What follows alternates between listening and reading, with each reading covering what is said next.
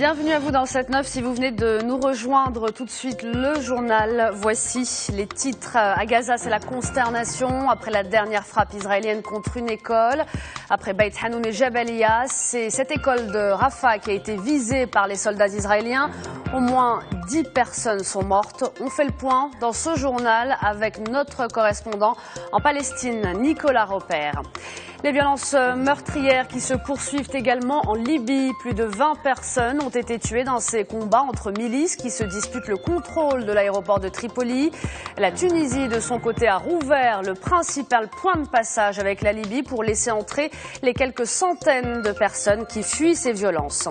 Et puis enfin en Irak, les combattants de l'État islamique ont pris au cœur de la ville de Sinjar. Ils ont ainsi fait fuir des centaines de milliers de personnes. Selon les Nations Unies, c'est une véritable tragédie humanitaire.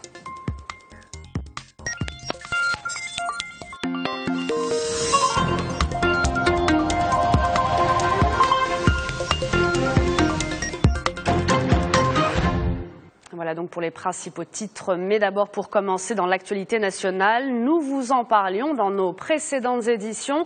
Le Conseil économique, social et environnemental a présenté son rapport annuel aux souverains. C'est en quelque sorte un bilan sur les grands défis de l'année 2013, un document qui revient aussi sur plusieurs mesures adoptées par le gouvernement. Plus de détails avec Amina Ben Khalaq.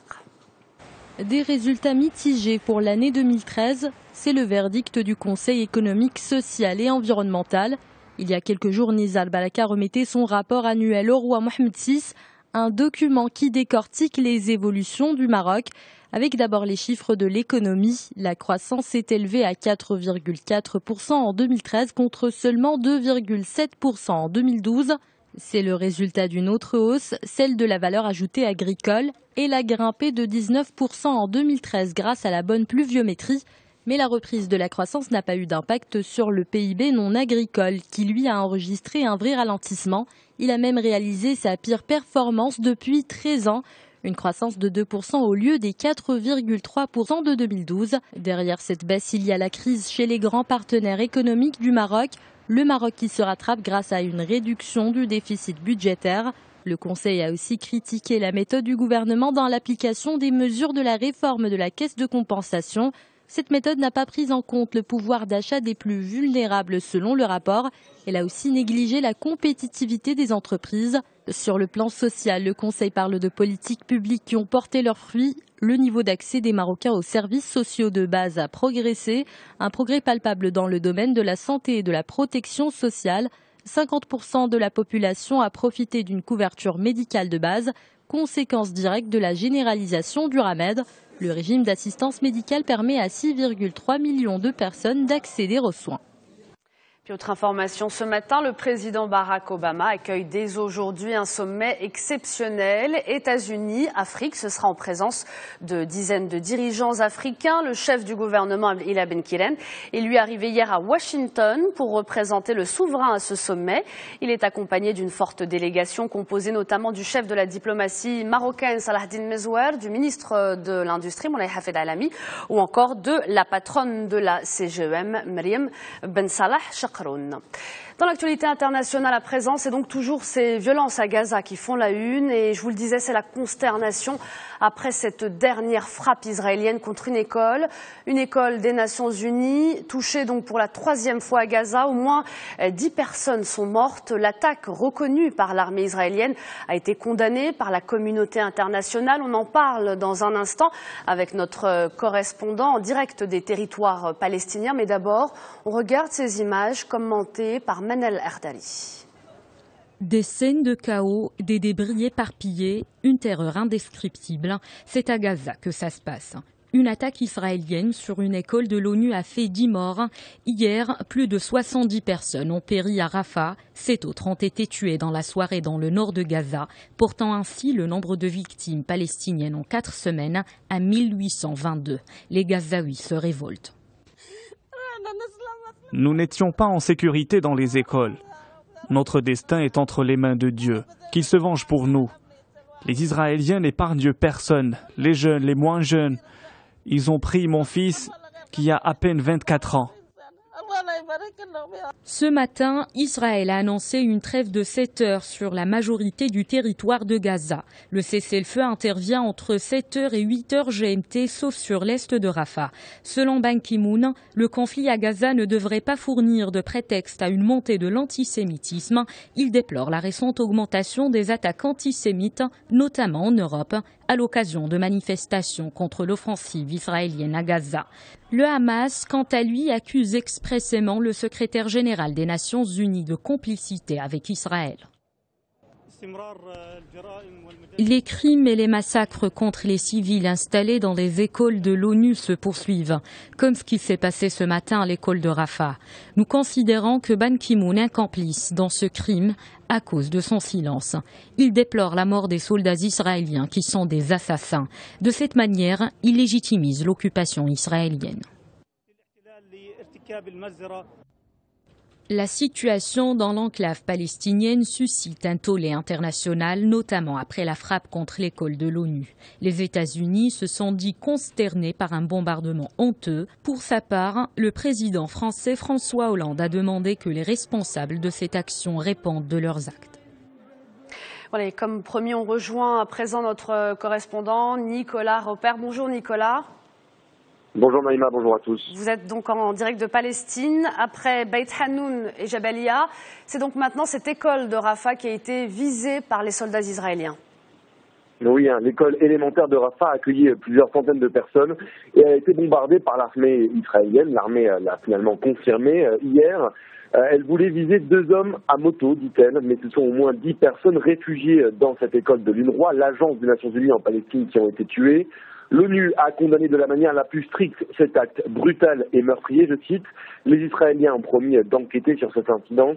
C'est au moins la 7e fois que des bâtiments de l'ONU sont touchés depuis le début de l'opération israélienne. Il y a bientôt 1 mois. Par 3 fois, des civils ont été tués dans ces refuges. C'est inadmissible, a dénoncé le secrétaire général des Nations Unies, Ban Ki-moon. Ces écoles accueillent désormais près d'1 demi-million de déplacés qui ont dû fuir leur maison et ils n'ont pas d'autre solution que de s'abriter dans ces écoles. Il n'y a aucun endroit en sécurité, a déploré hier le porte-parole de l'UNRWA en Palestine. Nicolas, où en est-on du cessez-le-feu réclamé par la communauté internationale ? Alors, toutes les tentatives de cessez-le-feu ont échoué, notamment ce week-end, alors que des affrontements avaient été éclatés à Rafah, dans le sud de la bande de Gaza. Les 2 parties se renvoyant évidemment la responsabilité des tirs. Le gouvernement israélien a annoncé que l'opération terrestre entrait dans une nouvelle phase. Les chars israéliens se sont redéployés, mais l'objectif israélien reste le même, détruire l'ensemble des tunnels qui relient la bande de Gaza au territoire israélien. Les chars israéliens ont malgré tout quitté certaines zones. Des habitants ont pu regagner leurs habitations, mais certains n'ont pas franchi le pas, car ils n'ont tout simplement pas confiance dans les dires de l'armée d'État hébreu. Israël a annoncé une trêve humanitaire de 10 heures qui a commencé il y a un instant tout juste. Il faudra voir si elle est respectée. Cette nuit, au moins 10 personnes, 10 Palestiniens ont été tués, notamment dans le sud, dans des bombardements. L'armée affirme que cette trêve ne s'applique pas aux zones où ces chars sont déployés, notamment dans le sud à Rafah. Vous le voyez, Naïma, on est encore loin du retour au calme dans la bande de Gaza. Effectivement, Nicolas Repère en direct des territoires palestiniens pour Média 1 TV.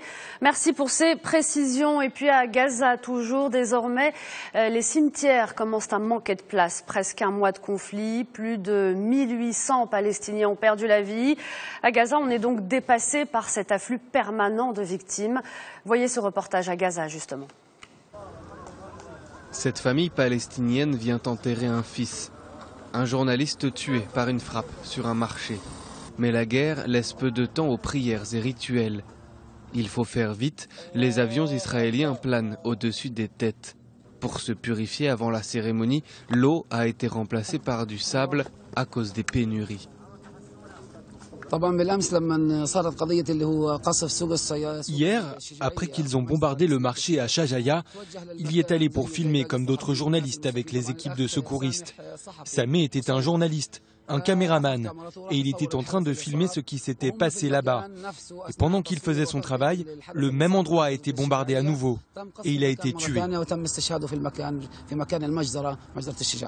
L'offensive israélienne dans la bande de Gaza a fait plus de 1500 victimes palestiniennes en 4 semaines. Un bilan qui dépasse celui de l'opération Plomb durci fin 2008. Les hôpitaux croulent sous les blessés, et les secouristes sont dépassés. Dans les cimetières, les places viennent à manquer. L'enclave de près de 2 millions d'habitants est l'un des endroits les plus densément peuplés de la planète. Chaque jour, au cimetière, nous enterrons au moins 9 ou 10 martyrs. Les tombeaux de Jabalia, Rafah ou Sheikh Radwan sont pleins eux aussi.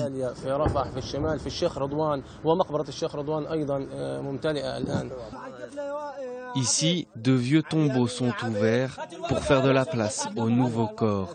Les funérailles se tiennent rapidement, le recueillement cède vite le pas à la sécurité. Et au moindre affaiblissement des combats, les cimetières se remplissent. Des parents profitant du calme pour faire leurs adieux à leurs proches. Comme vous le voyez, les gens veulent honorer leurs morts, visiter leurs tombes et rendre visite aux martyrs. À Gaza, l'embargo et le conflit rendent la paix encore plus difficile à trouver, même après la mort. Et puis sachez également qu'une marche de solidarité avec le peuple palestinien était organisée hier à Casablanca, une marche de protestation contre ces massacres perpétrés par l'armée israélienne sous le signe de Gaza résiste, Gaza victorieuse. Dans l'actualité également, les violences meurtrières qui se poursuivent en Libye.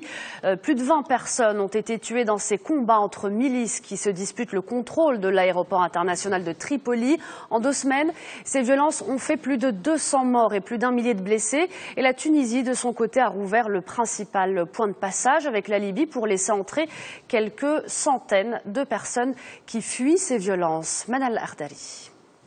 La frontière tuniso-libyenne est enfin ouverte.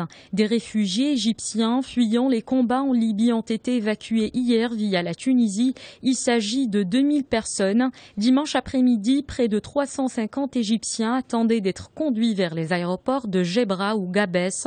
Du côté libyen de la frontière, quelques 6000 réfugiés ont été bloqués jusqu'à samedi soir. Pour sa part, le Royaume-Uni a envoyé hier un navire pour évacuer une centaine de ressortissants étrangers. En Libye, les combats entre milices rivales s'intensifient. De nouveaux heurts ont fait samedi 22 morts et 72 blessés selon le gouvernement. En 2 semaines seulement, au moins 200 personnes ont péri dans les violences entre les extrémistes et les nationalistes. Depuis la mi-juillet, la Libye est le théâtre d'affrontements meurtriers entre plusieurs milices. Elles s'affrontent notamment à Tripoli et à Benghazi. Le gouvernement a fait état de centaines de familles déplacées et a mis en garde contre l'aggravation de la situation humanitaire. La Libye souffre d'une pénurie de carburant et de bonbonnes de gaz. Elle manque également de produits alimentaires. Et puis, autre foyer de grave tension, c'est l'Irak. L'Irak et les combattants de l'État islamique qui ont pris au Kurdes la ville de Sinjar. Ils ont ainsi fait fuir des centaines de milliers de personnes qui s'étaient abritées dans cette ville. Sinjar compte près de 300 000 habitants. La ville se situe près de la frontière avec la Syrie. Après cette nouvelle prise importante, des milliers de réfugiés se sont donc retrouvés sur les routes, comme vous pouvez le voir sur ces images. Selon l'ONU, c'est une véritable tragédie humanitaire. Jusqu'à 200 000 personnes ont fui les violences. Les djihadistes de l'État islamique ont aussi pris 2 champs de pétrole, une centrale électrique ainsi que le principal barrage d'Irak, c'est le barrage de Mossoul. Une prise stratégique pour ces combattants qui menacent de s'emparer de Bagdad. Et en Afrique, à présent, l'alerte contre le virus Ebola monte d'un cran dans l'ouest du continent. Certains pays occidentaux, comme les États-Unis ou encore l'Allemagne, ont déjà recommandé d'éviter tout voyage non essentiel dans les 3 pays touchés, à savoir le Libéria, la Sierra Leone ou encore la Guinée. Paris a fait de même en ajoutant même le Nigeria, car un cas y a été signalé. Des compagnies aériennes refusent également désormais de desservir certaines destinations de la région. Selon les dernières conclusions de l'OMS, le risque de propagation à d'autres pays est bien réel. L'épidémie actuelle est la plus meurtrière depuis la découverte au Congo en 1976 de ce virus, considéré comme l'un des plus redoutables de la planète. Le taux de mortalité atteint 90% dans certains cas et il n'existe pour l'instant toujours aucun vaccin. Tout autre chose pour terminer ce journal, retour au Maroc pour vous parler de cette mesure qui semble tenir à cœur au gouvernement. Cette mesure, c'est celle qui concerne les grands taxis et qui prévoit une prime de renouvellement pour les taxis qui ont plus de 10 ans.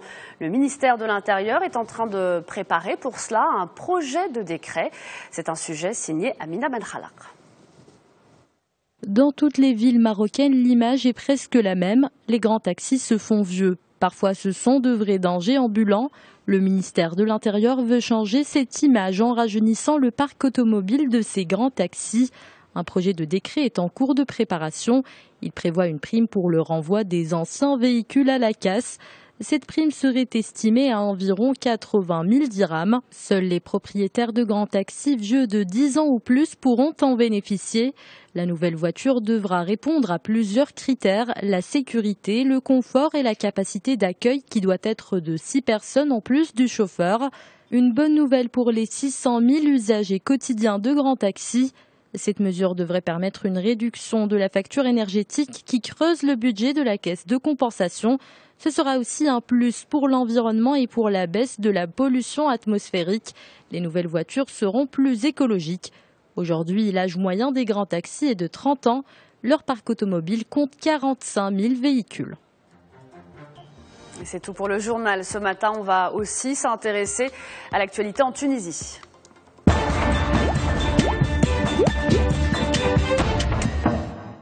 Avec Mohamed Haddad en direct de Tunis. Mohamed, bonjour. Bonjour Maïma. Alors la Tunisie s'achemine vers la fin de la transition politique avec des élections qui ont été fixées pour la fin de cette année, mais c'est un processus qui est fragilisé par, on l'a vu, des attaques terroristes très fréquentes. Mohamed, où en est-on pour commencer de ce processus électoral ? Les Tunisiens sont appelés à voter au moins 2 fois cette année. Le premier rendez-vous avec les urnes est fixé au 26 octobre, c'est-à-dire dans moins de 3 mois, pour les législatives en un seul tour. Ensuite, place présidentielle. Le premier tour aura lieu le 29 novembre, le cas échéant. Le deuxième tour aura lieu, lui, le 28 décembre, soit 3 jours avant la fin de l'année 2014. Rappelons-le, selon la nouvelle constitution tunisienne, les premières élections post-transition doivent impérativement avoir lieu cette année. La mobilisation pour les inscriptions sur les listes électorales n'était pas à la hauteur des attentes de l'instance supérieure pour les élections, l'ISI. Seulement 760 000 nouveaux inscrits après une première période du 23 juin au 29 juillet, seulement car ce nombre est presque dérisoire quand on fait la comparaison aux 4,5 millions d'inscrits volontairement sur les registres électoraux pour le scrutin de 2011. Ainsi, à ce jour, le corps électoral total est un peu plus de 5 millions d'électeurs. Et c'est pour cela que la commission électorale a opté pour une deuxième période d'inscription exceptionnelle du 5 au 26 août.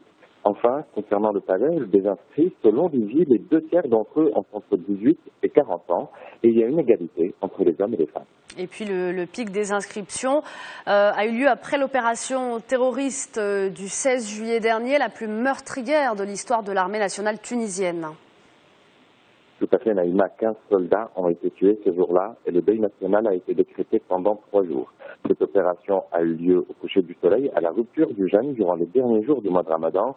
2 unités militaires ont été attaquées en même temps. 9 soldats ont été retrouvés calcinés sous leur tente après des attaques au RPG. 6 autres ont été tués par balle. Il ne passe pas une semaine sans qu'une base militaire ou une unité des forces de sécurité ne soit attaquée sur la frontière avec l'Algérie. Et pas plus tard que ce week-end, un soldat est décédé à Sbitla pendant qu'il faisait un contrôle d'identité devant sa caserne. On lui a simplement tiré dessus. Sbitla se trouve non loin des frontières avec l'Algérie, à proximité des montagnes de Charambi, où se sont réfugiés les terroristes. Et durant cette même soirée, un autre poste avancé de la garde nationale a été attaqué sans faire de victimes cette fois. Les attaques deviennent, comme vous le dites, de plus en plus fréquentes avec l'approche des échéances électorales et la sécurité s'avère être un des plus importants défis des prochains scrutins. Mohamed Haddad en direct de Tunis pour Média TV. Merci pour ces informations. On vous dit à très bientôt. Place à présent à la revue de presse. Elle est signée Tawfiq El Nasseri. Restez avec nous.